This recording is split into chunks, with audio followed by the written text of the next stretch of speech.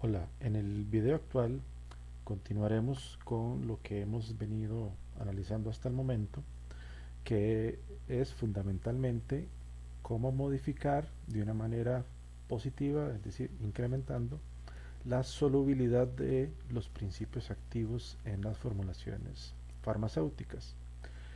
Vimos en el video anterior, en los videos anteriores, que la forma más usual de lograr esto es utilizando, en el caso de los principios activos que son electrolitos débiles, la forma ionizada, es decir, su respectiva sal.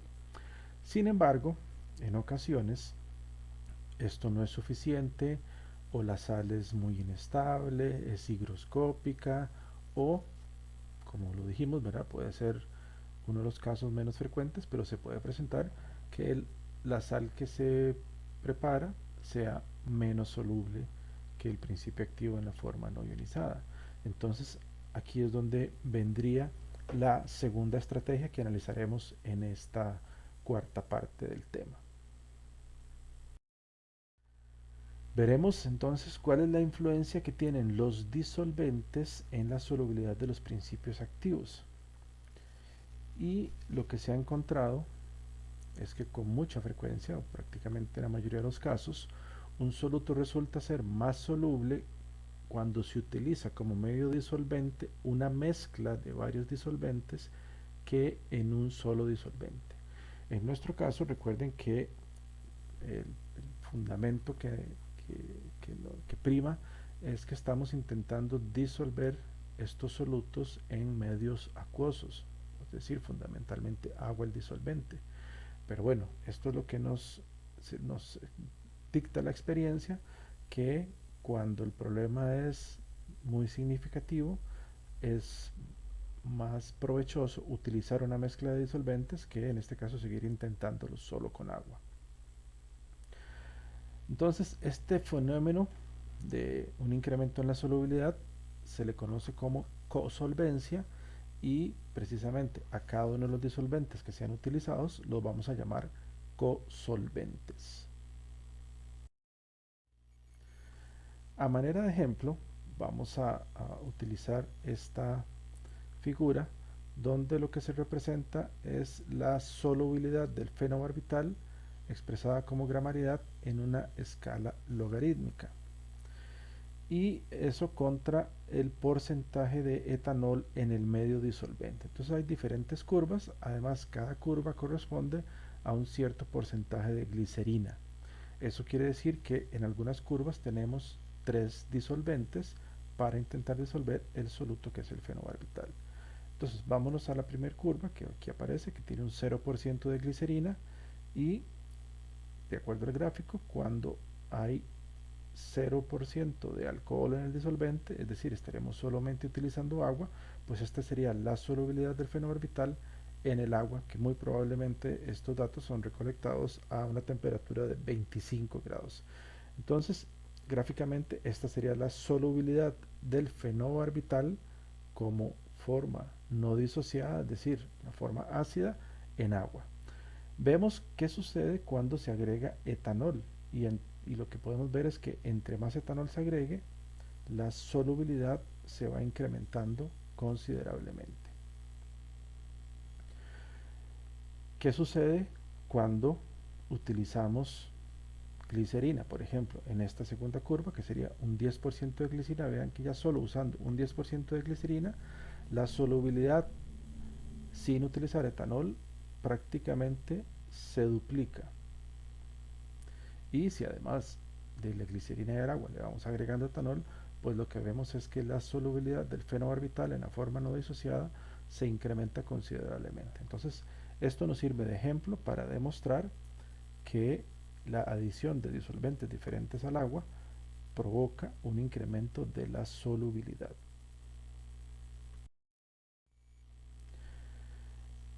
Y en esta otra figura, lo que tenemos representado es el valor de la pKa, seguimos con el mismo soluto, fenobarbital, en función del contenido de alcohol en el medio disolvente. Entonces, por ejemplo, aquí lo que podemos ver es que cuando solo hay agua, la pKa del fenobarbital anda alrededor de 7,4. Repito, ¿verdad? También estos datos a 25 grados. Entonces, esta sería la pKa del fenobarbital en agua, más o menos 7,4. Vemos que aparenta en un intervalo relativamente amplio de concentraciones de etanol en el medio disolvente que el valor de la pKa se va incrementando de manera lineal con respecto al porcentaje de etanol. ¿Verdad? Después sigue aumentando, pero ya no lo hace de forma lineal. Pero lo más relevante acá es que el incremento de la pKa se produce cuando se incrementa la concentración de etanol. ¿Qué significa un incremento de la pKa? Claramente, una disminución de la constante Ka, es decir, una disminución de la constante de disociación. En otras palabras, el fenobarbital, como ácido débil, se vuelve más débil como ácido en presencia de etanol y entre más etanol haya, más débil como ácido. Es decir, se disocia menos.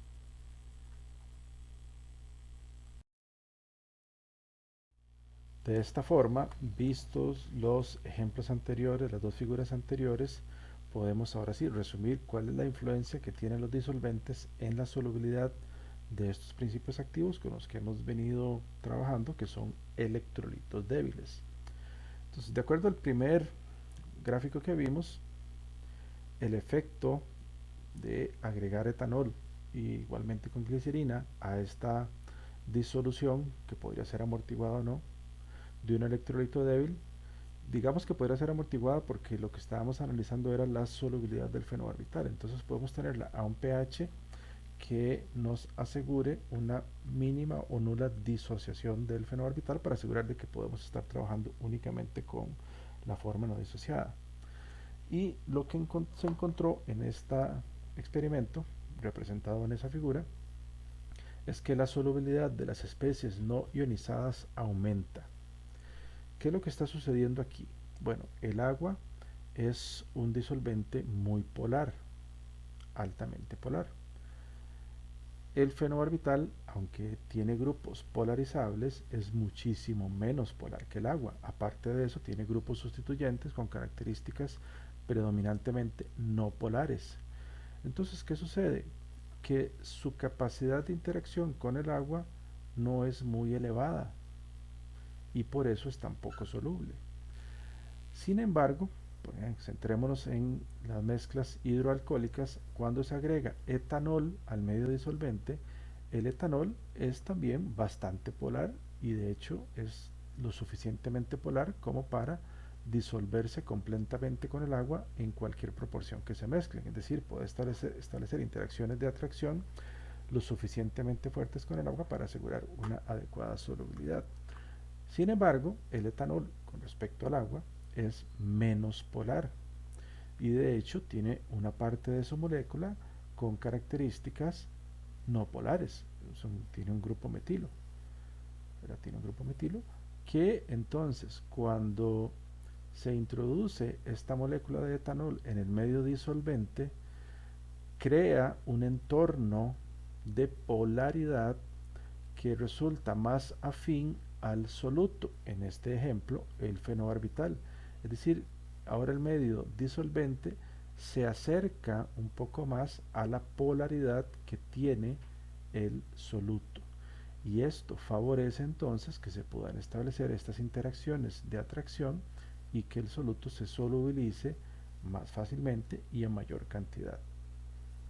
Entonces, recapitulando, cuando se agrega alcohol o cuando se mezclan este tipo de disolventes que lo que están provocando es una disminución en la polaridad del medio acuoso, se incrementa la solubilidad de las formas no ionizadas de los electrolitos débiles, simple y sencillamente, repito, por este adecuamiento de la polaridad del medio. Lo otro que vimos en la segunda figura es que el alcohol provoca una disminución en la disociación del electrolito débil y esto lo que se refleja en el parámetro de la pKa. El valor de la pKa se incrementa, claramente disminuye la constante de disociación y en principio provocaría una disminución de la solubilidad total del principio activo, dado que hay menos posibilidad o va a llevar a menos proporción de la forma ionizada que a priori la habíamos catalogado como la más soluble. ¿Por qué ocurre esto? Porque ahora la molécula, por ejemplo, del fenobarbital, aunque es un ácido débil, cuando estaba rodeado solamente por moléculas de agua, pues entonces el agua con esa alta capacidad a algunas de estas moléculas, digamos así, quitarle el protón en la reacción de disociación, este proceso se va a ver considerablemente disminuido al tener el alcohol, que ya lo habíamos visto en uno de los videos iniciales, que tiene una pKa muy pequeña. Es decir, aunque el etanol, como el agua, es un compuesto anfótero, es muchísimo más débil que el agua, que ya el agua de por sí es débil. Entonces, ¿qué significa esto? Que si en vez de tener solo moléculas de agua, yo sustituyo por algunas de etanol, la posibilidad de que ocurra la disociación se ve considerablemente disminuida. Y esto es lo que está sucediendo. Entonces tenemos estos dos efectos, el primero que incrementa la solubilidad de las formas no ionizadas y el segundo que al disminuir la disociación disminuye la proporción en la que vamos a encontrar la forma ionizada, que en principio es más soluble, y que ambas parecen ser contraproducentes.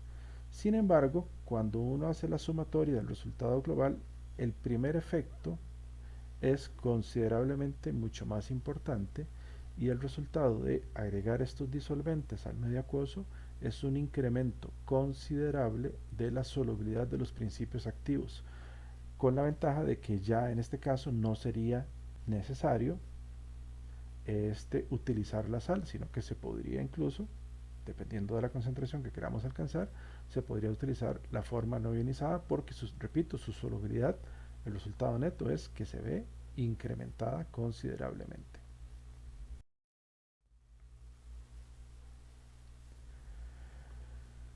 Lo que habíamos mencionado en la diapositiva anterior es que cuando se agrega un cosolvente se incrementa la solubilidad de moléculas hidrofóbicas porque reduce la polaridad. Esta polaridad de los medios disolventes se relaciona con un parámetro que se conoce o se le llama como constante dieléctrica. Entre más polar sea el disolvente, mayor es su constante dieléctrica, o entre menos polar, menor será su constante dieléctrica.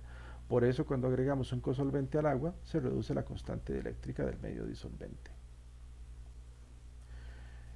Y resulta que en farmacia, especialmente en estas áreas tan específicas, se utilizan las constantes dieléctricas como un índice de la polaridad de los disolventes para hacer los cálculos pertinentes cuando se combinen los mismos. Y nosotros vamos a hacer lo mismo. Entonces vamos a hablar un poco en principio de constante dieléctrica para entender este concepto. Entonces, la constante dieléctrica, que la vamos a representar por este símbolo, es un indicador del efecto que cualquier sustancia tiene cuando actúa como un medio en la facilidad con que dos iones de cargas opuestas pueden ser separados.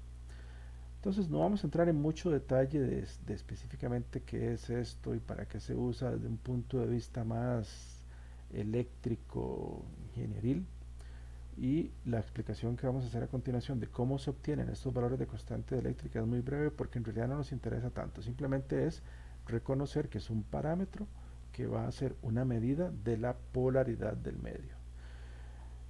Para medir la constante eléctrica se utiliza lo que se conoce como un condensador de placas, que aquí está en un dibujo y aquí es algo un poquito más esquemático cómo se utiliza.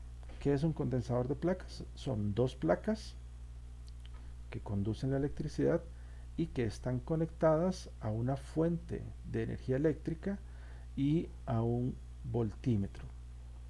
Entonces, cuando se activa el paso de la corriente eléctrica, ella va en una dirección y dependiendo de lo que se coloque entre las placas, a esta corriente eléctrica se le va a facilitar o se le va a dificultar el paso de una placa a la otra. Este salto, digamos, este paso de una placa a la otra, crea una diferencia de potencial, crea un voltaje, que es lo que mide el voltímetro. Entonces, aquí el asunto es que estos condensadores de placas pueden de alguna manera almacenar energía eléctrica debido a esta diferencia de potencial, y eso se le conoce como capacitancia del condensador.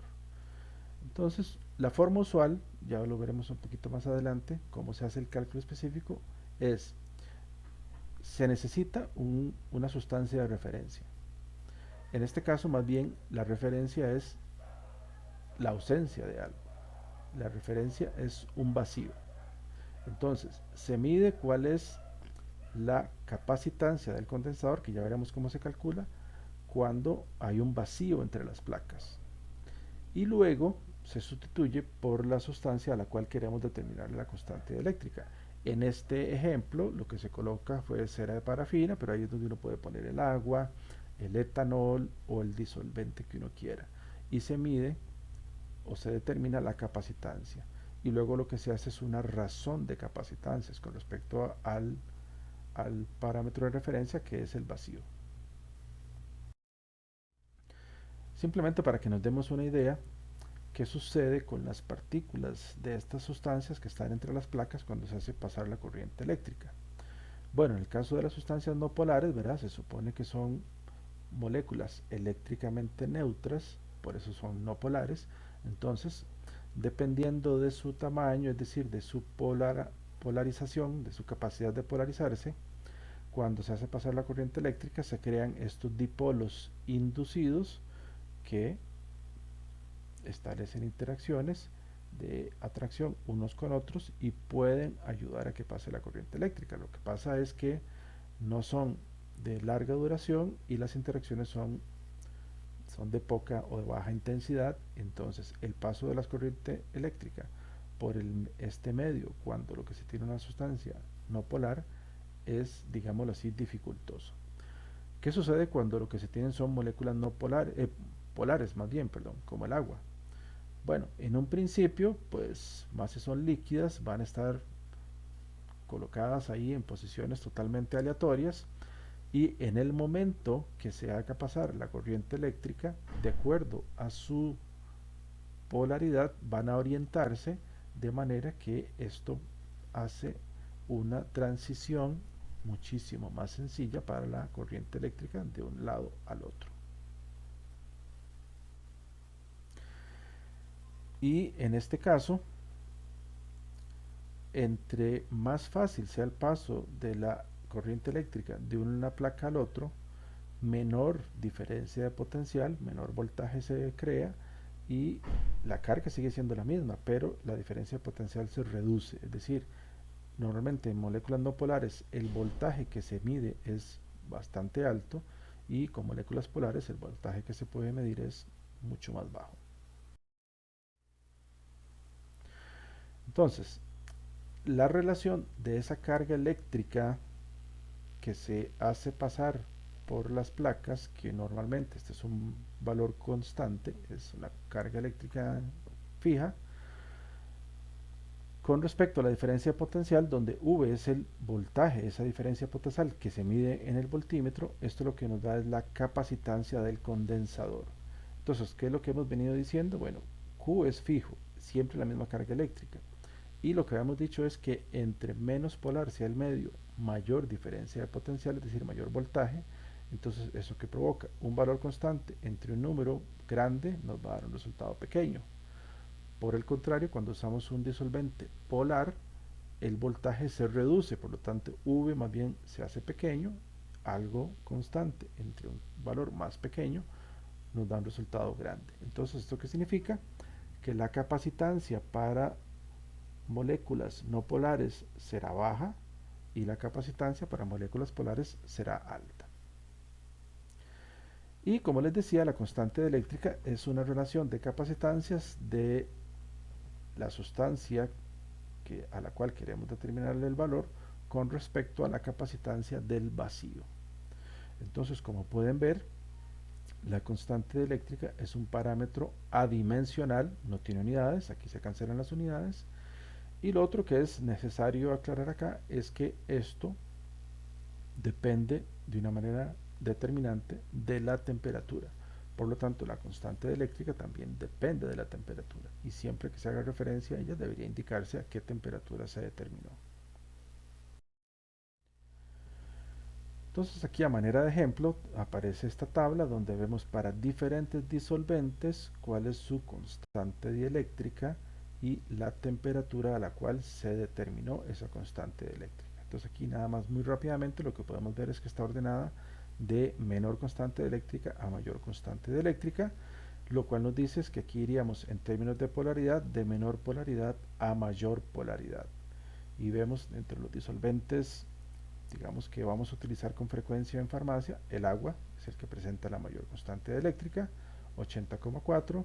Vemos por ejemplo el etanol, que habíamos dicho, es muy soluble en agua, completamente miscible con el agua, pero vean cómo su constante eléctrica es considerablemente menor, lo cual explica, por ejemplo, en el caso que vimos del fenobarbital, por qué al agregar etanol se ve incrementada considerablemente la solubilidad del etanol.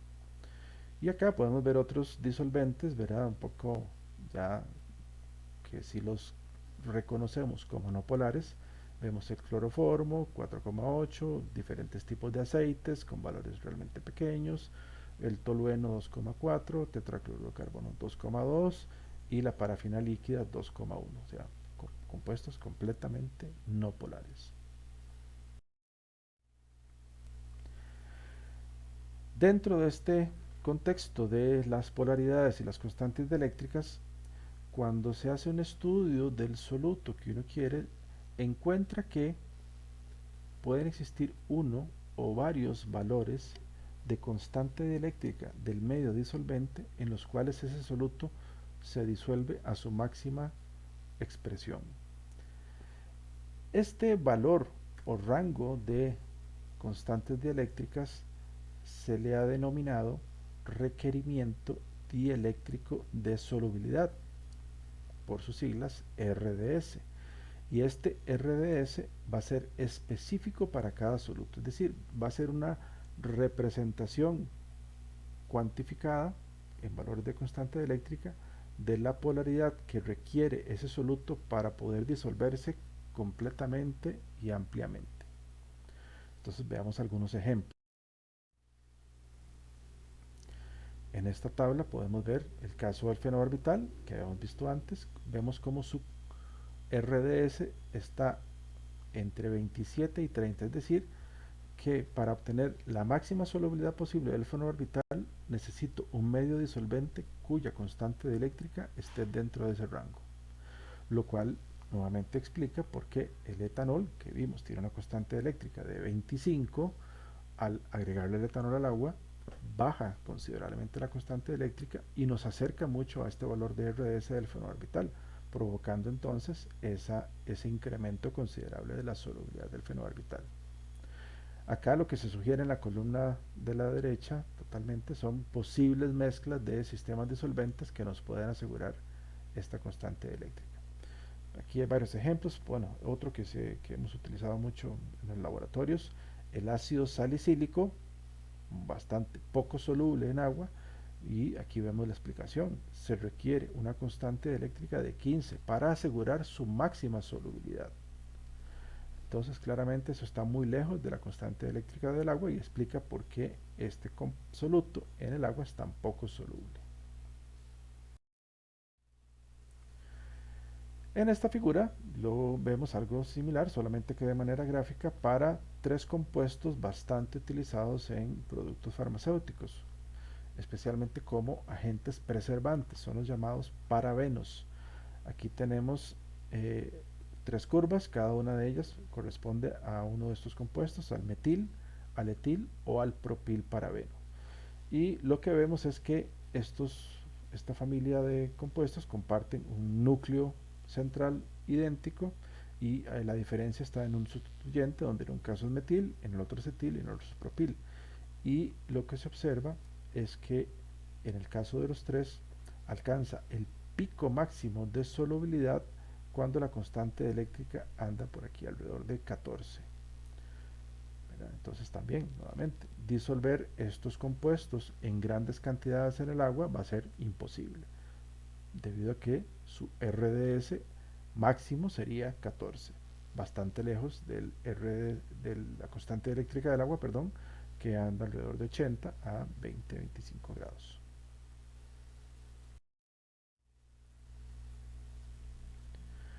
Entonces, teniendo eso presente y sabiendo que estamos utilizando mezclas de disolventes, vamos a aprender, bueno, cómo calculo el valor de la constante eléctrica de una mezcla de disolventes. Entonces vamos a verlo en primer lugar con este ejemplo bastante sencillo. Supongamos que tenemos esa mezcla de la cual conocemos lo siguiente. Se mezclaron 5 partes por volumen de A con 2 partes por volumen de B y 3 partes por volumen de C para un total de 10 partes totales. Aquí vamos a hacer una aclaración.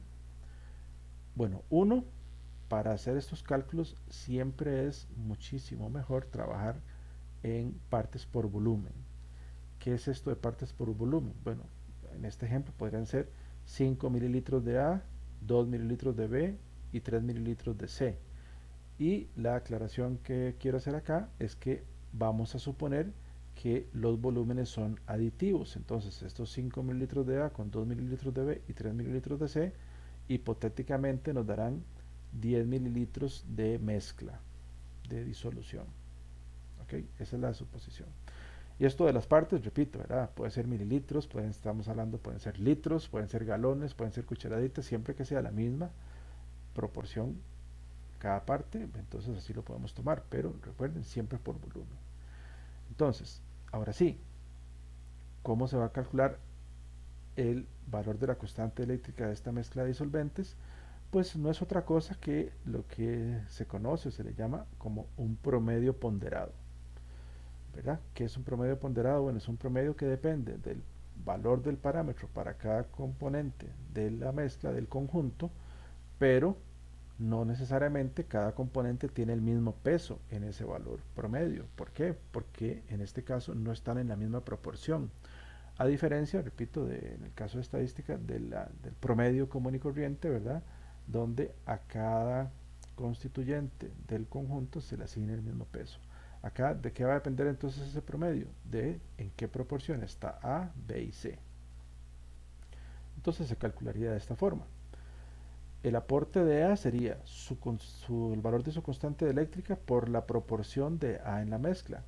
¿Cuál es la proporción de A en la mezcla? 5 partes de 10 totales, 5 entre 10.5, más lo que aporta B, que sería su constante de eléctrica, por su proporción, 2 de 10, 0,2, más lo que aporta C, que sería su constante de eléctrica, por su proporción en la mezcla, 3 partes de 10, 0,3.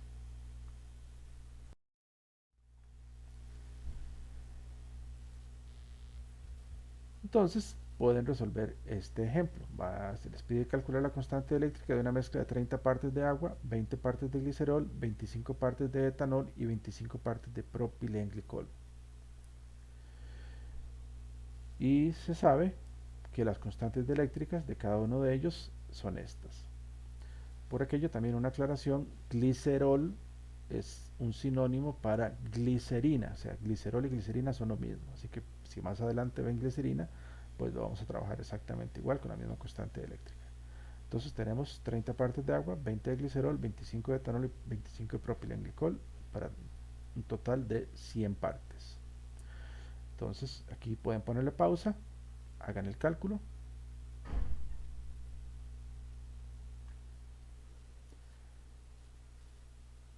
Muy bien, si ya lo hicieron, entonces acá tenemos el resultado. El agua, constante eléctrica por su proporción, glicerina, constante eléctrica por su proporción, etanol, constante eléctrica por la proporción, y propilenglicol, constante eléctrica por la proporción. Y eso nos da que al hacer esta mezcla, 30 mililitros de agua con 20 de glicerina, con 25 de etanol y 25 de propilenglicol, suponiendo que los volúmenes son aditivos, se obtendría una constante eléctrica de 46,85. Claramente esta suposición ya en la práctica se puede manejar un poco diferente y si se requiere ajustar esto, pues entonces se modifican ligeramente los volúmenes. ¿Ok?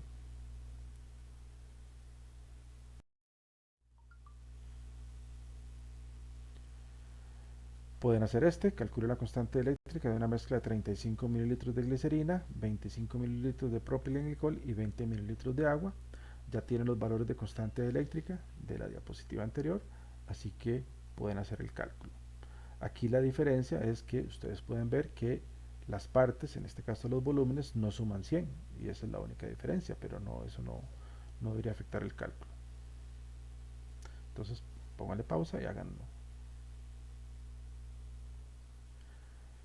Una vez resuelto, pues esta sería la respuesta. Vean que ahora 35 más 25 más 20, eso nos da 80 partes totales. Por eso la proporción de agua sería 35 de 80, la de propilenglicol 25 de 80, perdón, esta es la glicerina, propilenglicol, y la del agua 20 de 80.